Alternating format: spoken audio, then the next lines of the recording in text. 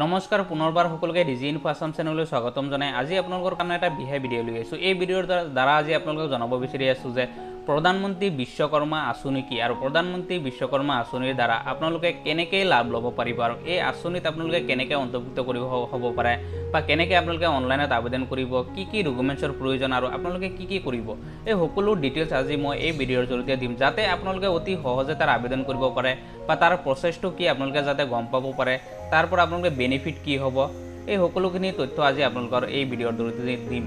গতিকে মই ইয়াৰ আগতে সকলোকে আৰু এটা ৰিকুৱেষ্ট কৰিম, যদি আপোনালোকে নতুনকৈ চাই আছে চেনেলটো তেতিয়াহ'লে আপোনালোকে চেনেলটো ছাবস্ক্ৰাইব কৰি ভিডিঅ'টো লাইক আৰু শ্বেয়াৰ কৰিব, বা আপোনালোকে যদি ফেচবুক পেজতো চাই আছে তেতিয়াহ'লে ফেচবুক পেজটো আপোনালোকে ফ'ল' কৰিব। এতিয়া প্ৰথমতে চাওক যে এই প্ৰধানমন্ত্ৰী বিশ্বকৰ্মা আঁচনিটো কি। এতিয়া প্ৰধানমন্ত্ৰী বিশ্বকৰ্মা আঁচনিটো হৈছে মাইক্ৰ' স্মল এণ্ড মিডিয়াম এণ্টাৰপ্ৰাইজৰ, যিসকল ক্ষুদ্ৰ ব্যৱসায়ী আছে, যিসকল সৰু সুৰা ব্যৱসায় কৰি আছে, যিসকলে কাম কৰি আছে, তেওঁলোকৰ কাৰণেহে এই আঁচনিটো আনিছে। এই আঁচনিৰ দ্বাৰা যাতে যিসকল ক্ষুদ্ৰ ব্যৱসায় কৰি আছে তেওঁলোকে যাতে তেওঁলোকৰ যি ব্যৱসায় আছে এই ব্যৱসায়টো উন্নতি কৰিব পাৰে। এতিয়া চাওক এই ক্ষুদ্ৰ ব্যৱসায়ৰ কাৰণে স্মল এণ্টাৰপ্ৰাইজাৰ আছে, এই বিষয়ে মই আগতেও ভিডিঅ' বনাইছোঁ, আপোনালোকে প্লে লিষ্টত গৈ চাব পাৰে। আজি মই এই ভিডিঅ'তে আপোনালোকে সেই বাকী সকলোখিনি কথা জনাম যাতে কোনে ইয়াত আবেদন কৰিব পাৰিব। চাওক প্ৰথমতে মই আপোনালোকক যে যি মাইক্ৰ' স্মল ফাইনেন্স আছে, স্মল যি এণ্টাৰপ্ৰাইজাৰ আছে, এই এণ্টাৰপ্ৰাইজত কোনে আবেদন কৰিব পাৰিব আৰু ইয়াৰ পৰা আপোনালোকে বেনিফিট কি পাব আৰু আপোনালোকে কি কৰিব লাগিব। প্ৰথমতে এটা কথা আপোনালোকে জানি লওক, যেতিয়া আবেদন কৰিব, আবেদন কৰাৰ পিছত আপোনালোকে এটা ট্ৰেইনিং দিব লাগিব। সেইটো ট্ৰেইনিং আপোনালোকে 5 দিনৰ পৰা 7 দিনলৈকে আপোনালোকে ট্ৰেইনিং দিব লাগিব, বা আপোনালোকে যদি বিচাৰে 15 দিনলৈকে আপোনালোকে ট্ৰেইনিং দিব লাগিব। এই ট্ৰেইনিং দিয়াৰ পিছত আপোনালোকৰ যি ব্যৱসায় কৰে সেই ব্যৱসায়ৰ ক্ষেত্ৰতহে চৰকাৰে 1 পৰা 5 লাখ টকালৈকে আপোনালোকক প্ৰদান কৰিব। এতিয়া চাওক এই যেতিয়া আপোনালোকে ট্ৰেইনিং দিব 5 পৰা 7 দিন, তেতিয়া আপোনালোকক ফ্ৰী অফ কষ্ট আপোনালোকে 1 টকাও দিব নালাগে, তেওঁলোকে সেই টকাটো দিব। আৰু তাৰপিছত যেতিয়া আপোনালোকে ট্ৰেইনিং শেষ হ'ব, ট্ৰেইনিং শেষ হোৱাৰ লগে লগে আপোনালোকক 15,000 টকা দিব। এতিয়া এই 15,000 টকা বা এই 5 লাখ টকা এতিয়া কোনে লাভ কৰিব। স্মল ফাইনেন্সৰ যি গাইডলাইন আছে এই গাইডলাইনৰ ভিতৰত কোনে আবেদন কৰিব পাৰিব। এতিয়া ইয়াত টোটেল 18টা দিছে। 18টা যি মাইক্ৰ' ফাইনেন্স, মাইক্ৰ' স্মল বা এণ্টাৰপ্ৰাইজাৰ আছে, যিসকল ক্ষুদ্ৰ ব্যৱসায় কৰি আছে, ইয়াত 18টা আছে। এই 18টাৰ ভিতৰত যদি আপোনালোকে কাম কৰে তাৰ ভিতৰতহে আপোনালোকে আবেদন কৰিব পাৰিব। প্ৰথমতে 1 নম্বৰত আছে উড বেচিছ। এতিয়া উড বেচিছ কি, এতিয়া চাওক মই আপোনালোকক সকলো ডিটেইলছখিনি আজি আপোনালোকক জনাম, যাতে আপোনালোকে অতি সহজে যাতে আপোনালোকে আবেদন কৰিব পাৰে আৰু আপোনালোকে কোনে আবেদন কৰিব পাৰিব। এতিয়া চাওক উড বেচিছ, এতিয়া উড মানে কাঠৰ কোনে কাম কৰে। আচলতে যি প্ৰধানমন্ত্ৰী বিশ্বকৰ্মা আঁচনি আছে, এইটো হৈছে এটা আঁচনি, যি আঁচনিত যিসকল কৰ্মচাৰী আছে বা যিসকল মানুহে একমাত্ৰ হাতে কাম কৰে, তেওঁলোকে নিজে কিবা উৎপাদন কৰে, নিজে হাতে বনায়, তেওঁলোকে যি কাম কৰে সেই বেচিছতহে এইসকল লোকেহে আবেদন কৰিব পাৰিব। এতিয়া 1 নম্বৰত চাওক হৈছে উড বেচিছ। উড বেচিছ হৈছে যিসকল কাঠ মিস্ত্ৰী আছে বা কাঠ পেইণ্টাৰ আছে বা কাঠ মিস্ত্ৰী আছে, যিসকলে কাঠৰ বস্তু বনায়, চকী টেবুল বনায়, নাও বনায়, যি কাম কৰে, যি বস্তু বনায়, মানে যিসকলে কাঠৰ কাম কৰে মোটামুটি, তেওঁলোকে 1 নম্বৰত আছে, তেওঁলোকে আবেদন কৰিব পাৰিব। তাৰপিছত আছে আইৰণ, মেটেল এণ্ড বেজ। এতিয়া আইৰণ হৈছে লোহা।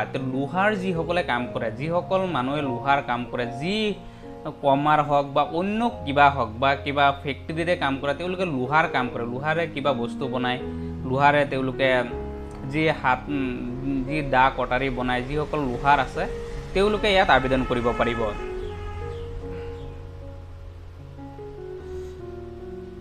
তাৰপিছত আছে গ'ল্ড, চিলভাৰ বেজ, মানে যিসকল সোণাৰী, যিসকলে সোণ বা ৰূপৰ গহনা বনায়, যিসকলে সোণ বা ৰূপৰ গহনা বনায়, গহনাবিলাক আচলতে যিসকল সোণাৰী আছে এই সোণাৰীবিলাকেই বনায়, তেওঁলোকে ইয়াত আবেদন কৰিব পাৰিব। পিছত আছে ক্লে বেজ। ক্লে বেজ হৈছে চাওক যিসকলে মাটিৰ কাম কৰে, যিসকল কুমাৰ আছে, যেনেকৈ যিসকল মাটিৰ বাচন বৰ্তন বনায়, যিসকলে মূৰ্তি বনায়, যিসকল খনিকৰ আছে, তেওঁলোকে ইয়াত আবেদন কৰিব পাৰিব।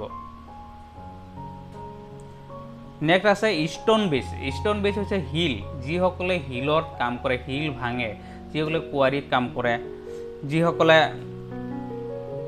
শিল ভাঙে, যিসকলে কুঁৱাৰীত কাম কৰি আছে, যিসকলে শিলৰ কাম কৰে, মানে যিসকলে কুঁৱাৰীবিলাকত কাম কৰি আছে, তেওঁলোকে ইয়াত আবেদন কৰিব পাৰে। কাৰণ তেওঁলোকে যি শিল ভাঙে, বেছিভাগ মানুহে যিবিলাক কুঁৱাৰীত কাম কৰে হাতে তেওঁলোকে শিল ভাঙিব লাগে, সেইসকল লোকে ইয়াত আবেদন কৰিব পাৰিব।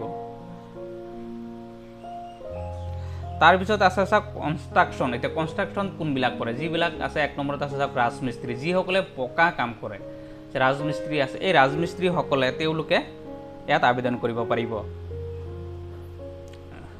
তাৰপিছত আছে আদাৰ্ছত। এতিয়া আদাৰ্ছত চাওক কি পৰিছে, আদাৰ্ছত যিসকল মানুহে, মই আগতে কৈ আছোঁ যে আপোনাৰ যিসকলে হাতেৰে বস্তু বনায়, যেনে চাওক ইয়াত আছে বাস্কেট, মেট, বম মেকাৰ আৰু কইৰ ৱাইভাৰ। যিসকলে হাতে বস্তু বনায়, যেনে ধৰক বাঁহ বেতৰ কাম কৰি আছে তেওঁলোকে, এইসকল লোকে ইয়াত আবেদন কৰিব পাৰিব।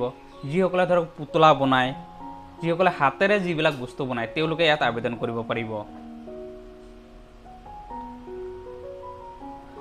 তাৰপিছত চাওক যিসকলে ধুবি আছে, হাতে কাপোৰ ধুৱে, তেওঁলোকে ইয়াত আবেদন কৰিব পাৰিব।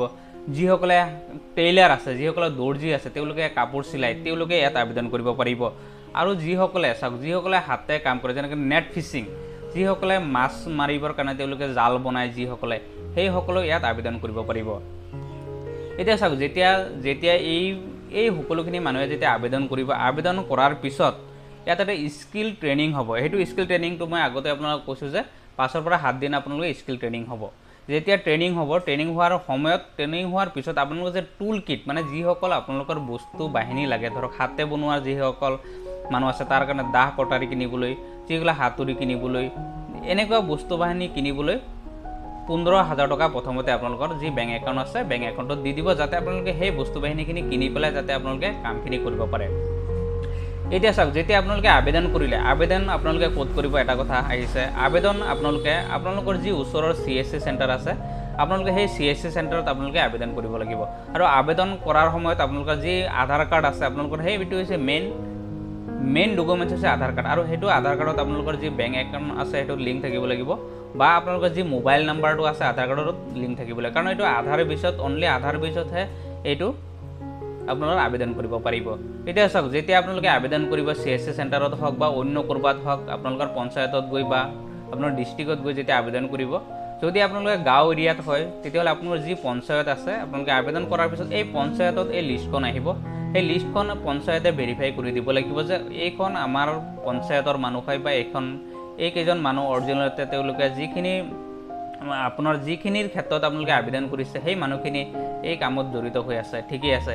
সেইবুলি যেতিয়া পঞ্চায়তে আপোনালোকৰ এই লিষ্টখন ভেৰিফাই কৰি দিব আপোনালোকৰ নাম, তেতিয়াহ'লে সেই লিষ্টটো পুনৰ আপোনালোকে ডিষ্ট্ৰিক্টলৈ যাব। আৰু ডিষ্ট্ৰিক্টে যেতিয়া ভেৰিফাই কৰিব, ভেৰিফাই কৰাৰ পিছত আপোনালোকৰ বাকী প্ৰচেছখিনি আপোনালোকৰ ষ্টাৰ্ট হ'ব। এতিয়া চাওক ভেৰিফাই হোৱাৰ পিছত আপোনালোকে যিখিনি যেতিয়া পঞ্চায়তত ভেৰিফাই হ'ব, আপোনালোকে যেতিয়া আবেদন কৰিব, আবেদন কৰাৰ পিছত আপোনালোকে প্ৰথমতে এটা আইডেণ্টি কাৰ্ড পাব। এই আইডেণ্টি কাৰ্ড দি আপোনালোকে যেতিয়া ডিষ্ট্ৰিক্টত ভেৰিফাই হ'ব, ভেৰিফাই হোৱাৰ পিছত যেতিয়া আপোনালোকে ট্ৰেইনিঙত মাতিব, আপোনালোকে ট্ৰেইনিঙত যাব। ট্ৰেইনিং যেতিয়া আপোনালোকে কমপ্লিট কৰিব, কমপ্লিট কৰাৰ পিছত আপোনালোকে এখন চাৰ্টিফিকেটো লাভ কৰিব। এই আইডেণ্টি আৰু চাৰ্টিফিকেট আপোনালোকে লাভ কৰিব, যাতে আপোনালোকে যি ব্যৱসায় কৰিছে সেই ব্যৱসায়ৰ ক্ষেত্ৰত যাতে আপোনাৰ ভৱিষ্যতে যদি আপোনালোকে কিবা কামত লগাব বিচাৰে তেতিয়াহ'লে আপোনালোকে কামত লগাব। তাৰপিছত যেতিয়া আপোনালোকৰ সকলো কাম যেতিয়া প্ৰচেছ সম্পূৰ্ণ হৈ যাব, ট্ৰেইনিং সম্পূৰ্ণ হ'ব আপোনালোকৰ, তেতিয়া আপোনালোকে যেতিয়া এইটো এটা প্ৰপ'জেল আহিব। যেতিয়া আপোনালোকৰ সম্পূৰ্ণখিনি যেতিয়া আপোনাৰ ট্ৰেইনিং কমপ্লিট হ'ব, তেতিয়া চৰকাৰে আপোনালোকক যি মিডিয়াম এণ্টাৰপ্ৰাইজাৰ আছে, যি স্মল ফাইনেন্স আছে, সেই বিভাগে আপোনালোকৰ কাৰণে এটা প্ৰপ'জেল দিব। আৰু সেই প্ৰপ'জেলটো হৈছে আপোনালোকৰ যি কাম কৰি আছে, কিমান টকাৰ ব্যৱসায় আপোনালোকে কৰি আছে আগতে, সেই হিচাপত আপোনালোকে লোন বিচাৰিব পাৰিব। আৰু তেতিয়া আপোনালোকে তাত চৰকাৰে আপোনালোকক লোন প্ৰদান কৰিব। যদি আপোনালোকে 1 লাখ টকাৰ যদি আপোনাৰ কেপিটেল হয় 1 লাখ টকা ল'ব পাৰিব। যদি 5 লাখ টকাৰ কেপিটেল হয় আপোনালোকৰ যি ব্যৱসায় কৰি আছে, তেতিয়াহ'লে আপোনালোকে সেই 1 লাখ টকা আপোনালোকে 5 লাখ টকালৈকে আপোনালোকে ল'ব পাৰিব। গতিকে যদি আপোনালোকে এতিয়ালৈকে আবেদন কৰা নাই, আপোনালোকৰ যি গাঁও পঞ্চায়ত আছে বা আপোনালোকৰ ওচৰত যি CSC চেণ্টাৰ আছে, আপোনালোকে তাতে গৈ অতি সোনকালে আবেদন কৰক।